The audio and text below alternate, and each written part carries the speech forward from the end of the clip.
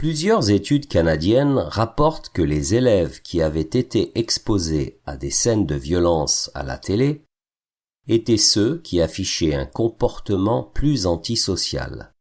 Ils étaient plus froids et démontraient moins d'empathie.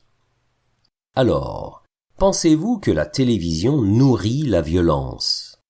Dans notre rubrique débat d'aujourd'hui, 3 invités, Stéphanie, Perrine et Anjali, vont donner leur opinion sur ce thème.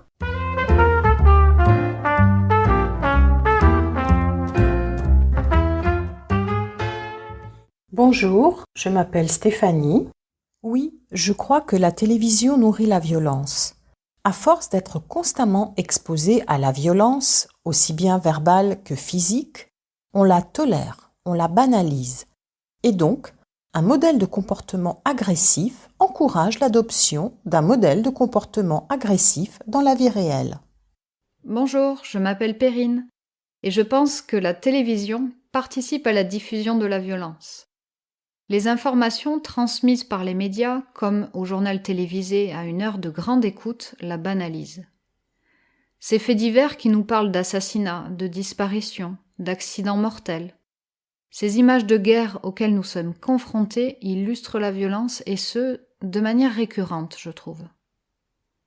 Nous habituons notre cerveau à absorber ce type d'informations et ça contribue à banaliser la violence.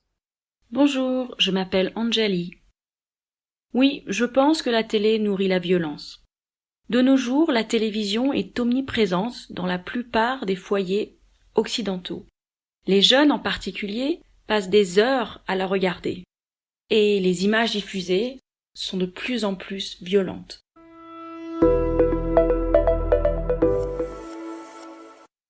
De nombreuses études ont été faites sur ce sujet et toutes les conclusions indiquent qu'il y a un impact sur le comportement des gens.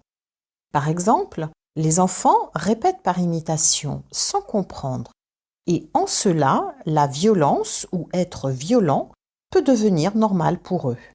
Il faudrait donc une plus grande attention de la part de tous sur ce problème. Le gouvernement tente de réguler l'exposition à la violence en obligeant les distributeurs de films à indiquer une limite d'âge.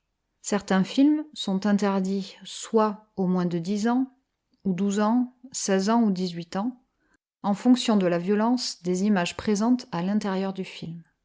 C'est une manière de protéger les plus jeunes. Encore faut-il que les parents contrôlent ce que les enfants regardent.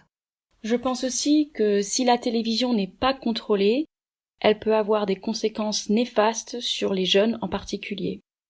Avec l'arrivée du câble, il y a de plus en plus de chaînes qu'avant, et du coup, cela devient de plus en plus difficile pour les parents de contrôler ce que leurs enfants regardent sur le petit écran.